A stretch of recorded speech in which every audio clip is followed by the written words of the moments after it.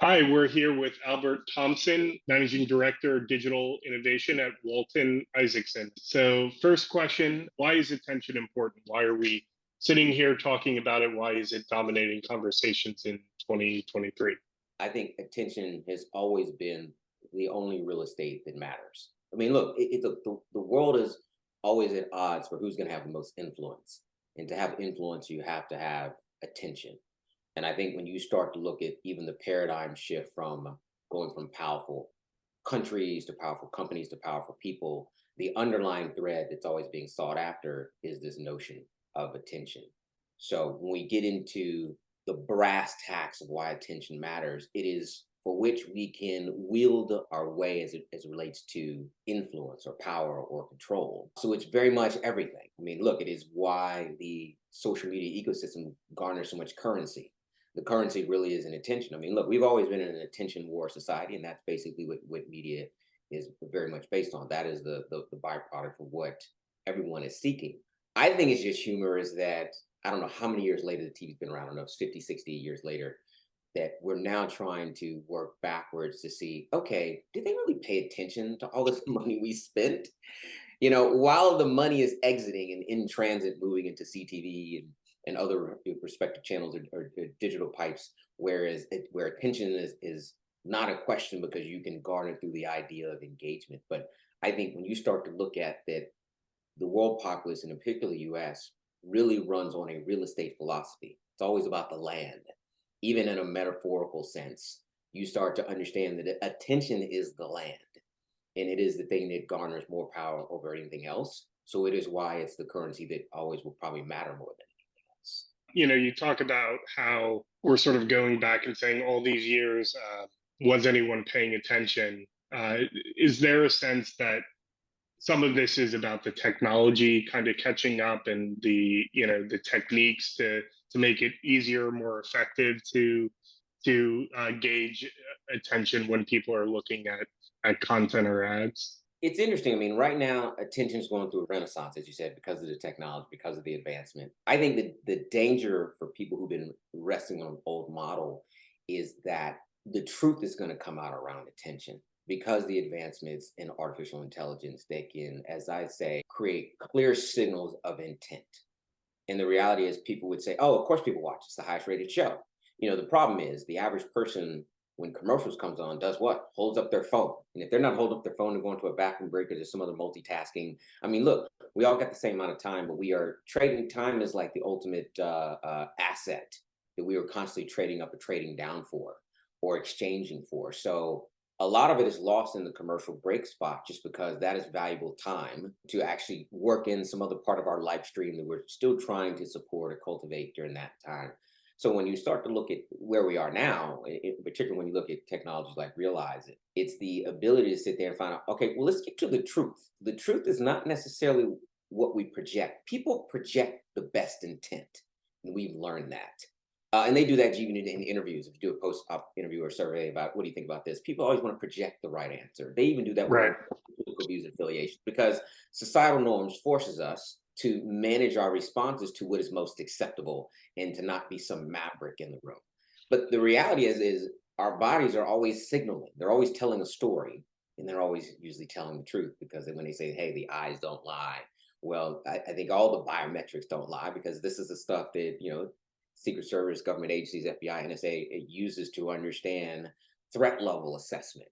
So when you get into the technological advancement the way we are now, the technology is going to start to dispel the truth, and brands are going to figure out who inherently has been lying all this time or misleading them. Right.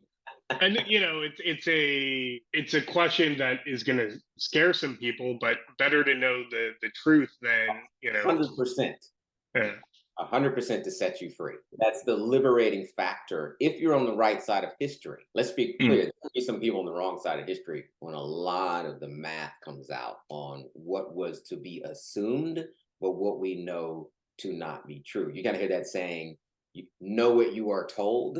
Most mm, people have opted under the thing, I knew what I was told. I didn't go discover for myself as a brand, was it very real? And Now that all that's going to come to roost, and it's going to be very interesting as we move into 2024. So you have, creative attention, you have, or attention that helps you understand whether the content you're producing is attention grabbing. And then there's the various platforms, mediums that the content runs and how they differ. There's a lot of interesting research around that, some that Realize has been a part of.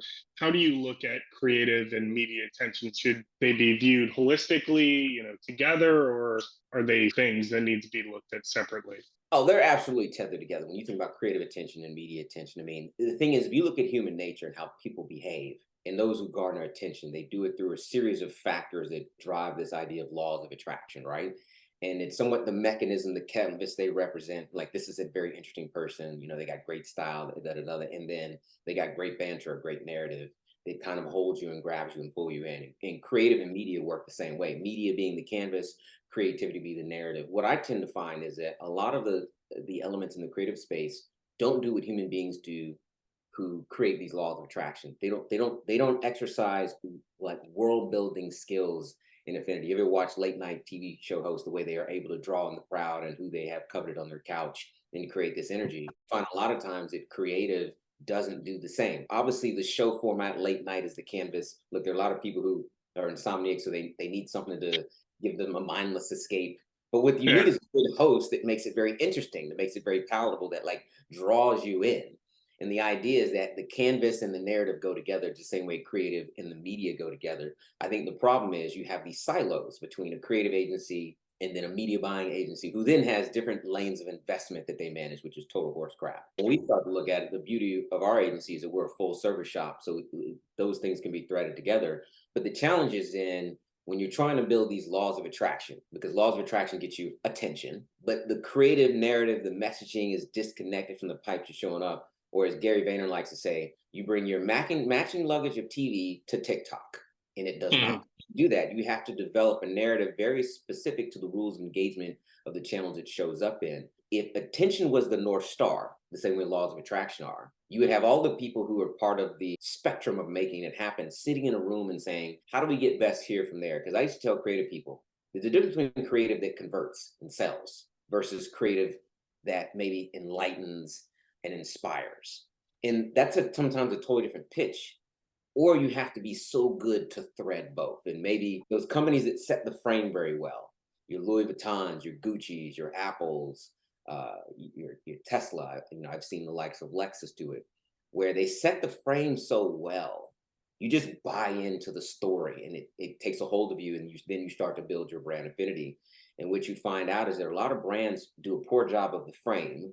They focus on what the picture is, and the picture could just be a TV spot in the wrong context, or it could be effective use of media with the wrong creative narrative that's sitting in between it.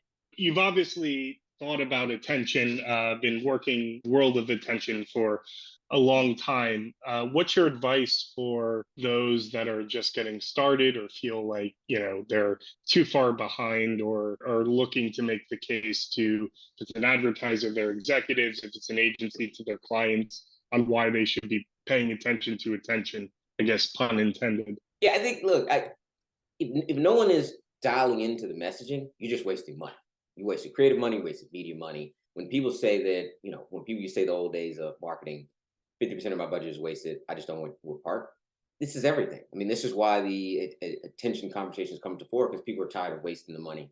They're trying to get that to a zero sum game because there's too much technology, too much data, too much line of sight, too much advancement to not know. There's no more excuses. You can't hide. Not when somebody can just chat GPT something and figure out was it there? Is some of the meat on the bones here with this particular conversation? I think as a starting point, you have to understand how consumers make decisions about your brand. Like, you really have to break down that whole consumer psychology between the purchase decision making model to the consumer journey, and you have to figure out as part of that, how is attention driven? Is it pieced together channel by channel in a journey? So a little bit of here, a little bit of here, that creates an entire storyline.